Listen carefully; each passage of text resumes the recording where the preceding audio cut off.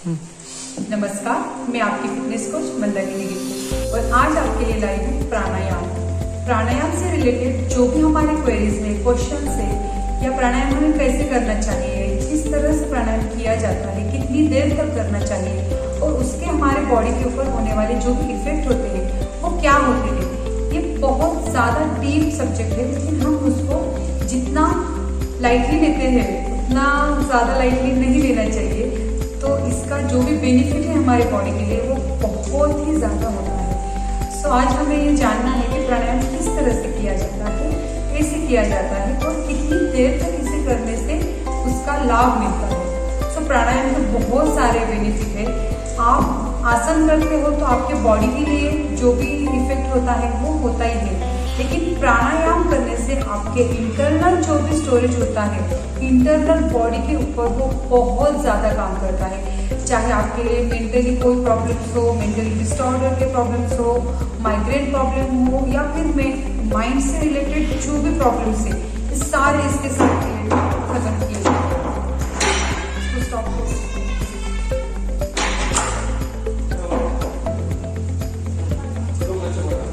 और प्राणायाम हमारे माइंड को ही नहीं, बॉडी के लिए बहुत ज्यादा कारगर होता है। प्राणायाम से हमारे इंटरनल बॉडी में जो भी प्रॉब्लम्स होते हैं, चाहे वो प्रॉब्लम्स हो, चाहे वो जॉब से रिलेटेड कोई प्रॉब्लम हो, चाहे आपके बॉडी के अंदर हार्मोनल इम्बैलेंस हो, चाहे कोई भी प्रॉब्लम हो इंटरनल बॉडी, वो सारा का सारा प्रॉब्लम एक ही चीज से खत्म किया जाता है, वो है प्राणायाम। प्राणायाम अगर ठीक से किया जाए तो हमारी बॉडी के अंदर ऑक्सीजन इतना ज़्यादा जाता है कि हम चाहकर भी कोई बोर नहीं होता है या फिर चाहकर भी कोई बीमार नहीं होता। सो इससे डेली हमें 15 to 20 मिनट्स करना चाहिए। जो भी आप प्राणायाम चूज करते हो वो 5 मिनट्स करना चाहिए। प्राणायाम जो क्रिया है हमारे बॉडी के अंदर के जो भी टॉक्सिन्स होते हैं उसे बाहर निकालने की बहुत ही ज्यादा कारगर एक क्रिया है। तो आज हम करने वाले हैं प्राणायाम। उसमें से सबसे पहला होता है भास्त्रिका प्राणायाम। तो भास्त्रिका प्राणायाम करने के लिए हमें क्या करना है, देखिए, सांस जितना ज्यादा आप खींच सकते हो उतनी बॉडी के अंदर खींचनी है और उसे बाहर फेंकना है। जितना डीप आप सांस को खींचेंगे उतना ज्यादा विषारी जो भी टॉक्सिन्स आपके बॉडी के अंदर होते हैं वो सारे के सारे बाहर निकलने से हेल्प होता है। और इंटरनली हार्मोन इम्बैलेंस हो या फिर जो भी प्रॉब्लम्स मैंने पहले बताए हैं तो सारे प्रॉब्लम का सॉल्यूशन हो सकता है। सो मैं करके बता रही हूँ या फिर आप भी मेरे साथ कर सकते हैं। भस्त्रिका प्राणायाम करते टाइम लेना है, गहरी सांस लेना है। और जो भी आप प्राणायाम करते हो मेक श्योर कीजिए कि आपके आईज क्लोज होनी चाहिए। जब आपकी आंखें बंद होती है तो आपका जो भी डिस्ट्रैक्शन है या फिर माइंड का जो भी डिस्टर्बेंस होता है बाहर की इन्वायरमेंट की वजह से वो आपको कभी नहीं होगा। तो सबसे पहले आपको आंखें बंद कर लेनी है और उसके बाद में आप अभी पहले देख लीजिए, उसके बाद में आप मेरे साथ कीजिए। आंखें बंद करना है, डीप गहरी सांस 3 बार लेके 3 बार छोड़ के फिर बाद में प्राणायाम के लिए शुरुआत करना है। गहरी सांस लीजिए, जितना ज्यादा खींच सकते हो उतनी सांस को खींच के रखना है, होल्ड करना है, धीरे से सांस को छोड़ना है।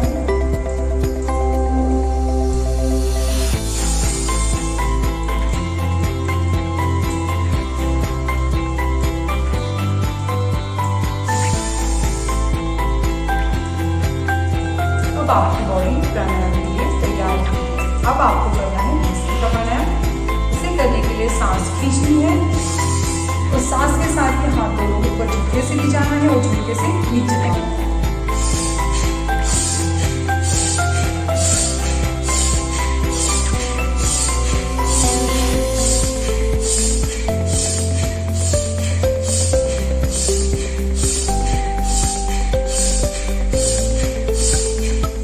इससे आप जितना ज्यादा स्पीड से कर सकते हैं उतना कीजिए, या फिर आपकी बॉडी आपको जितना सपोर्ट करती है उतनी स्पीड आप इसकी कर सकते हैं।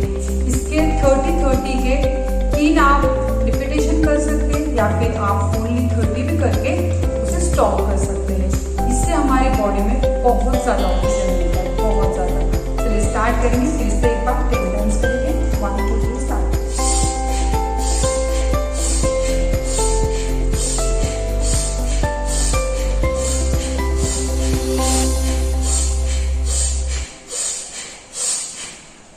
ऊपर जा रहे तब सांस अंदर, हाथ नीचे आ रहे तब सांस बाहर। इस तरह से आप इसे आपके हिसाब से दोहरा सकते हैं। सेकंड हमें करना है अनुलोम विलोम। ये इतना ज्यादा कारगर है हमारे बॉडी के अंदर के इम्यून सिस्टम को स्ट्रॉन्ग बनाने के लिए, बहुत ही ज्यादा फायदेमंद होता है। सो हमें कैसे करना है इसे देख लीजिए। सबसे पहले हमारा ये हथेली, जो आप राइट साइड या फिर लेफ्ट साइड, आपको जो भी कंफर्टेबल हो ले सकते हैं। आपके तीनों उंगलियों को बीच में फोल्ड करना है। आपका अंगूठा आपके दाईं हाथ के ऊपर रखना है। डीप सांस लेनी, जितना ज्यादा ले सकते हैं उतनी सांस लेके उसे रोक के रखना है। 5 या फिर 7 सेकंड के बाद दूसरे नाक से बाहर छोड़ना है।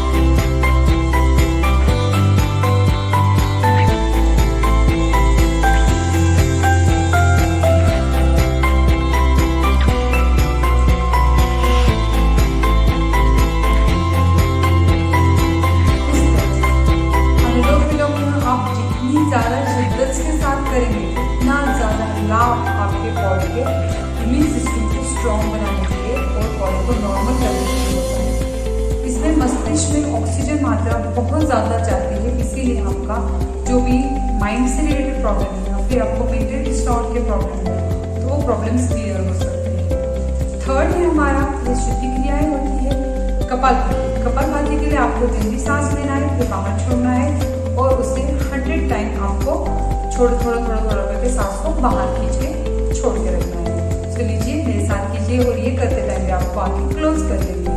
डीप सांस लीजिए,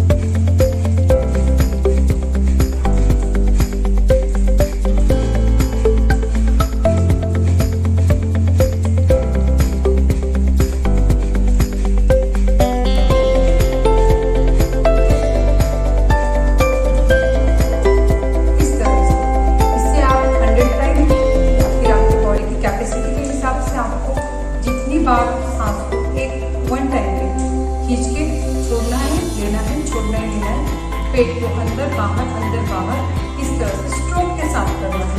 जितना आपको कर सकते हो उतना आप कर सकते हो। इसे ज्यादा फोर्सफुल भी नहीं करना है क्योंकि आपके बॉडी के हिसाब से आप इसको कर सकते हैं। ये ना कि आपको वेट लॉस करके देगा, बट आपके इंटरनल स्टोरेज जो भी बेली फैट होता है उसे भी रिड्यूस करेगा और हमारे पेट के लिए बहुत ज़्यादा हेल्पफुल है। जिससे भी अपचन की प्रॉब्लम्स होती है, डाइजेस्टिव सिस्टम उसके स्किन नहीं काम करती है, उसके लिए भी ये बहुत ज़्यादा कारगर असर होता है। सो ये प्राणायाम आप ट्राई कीजिए और आपकी लाइफ को बहुत ज़्यादा खुश और हैप्पी रखिए। एक बार आप कोई आसन ना करें तो भी चलेगा, आप वॉकिंग को ना जाए तो भी चलेगा, लेकिन आपको अगर लाइफ लॉन्ग बनानी है तो आपके बॉडी में ऑक्सीजन की मात्रा बहुत ज़्यादा होना ज़रूरी है। सो आप एक जगह पे बैठ के इसे अगर डेली कीजिए 15 to 20 मिनट्स तो आपको मिरेकल आपकी लाइफ में देखने को मिलेंगे। सो प्लीज़ आज के बाद डेली लाइफ की एक हैबिट बनानी है। 15 to 20 मिनट्स 3 जो भी आपको मैंने अभी बताया है वो 3 प्राणायाम आप करके आपकी लाइफ खुश, हैप्पी और हेल्दी रह सकते हैं। Thank you so much. Daily आप कीजिए प्राणायाम।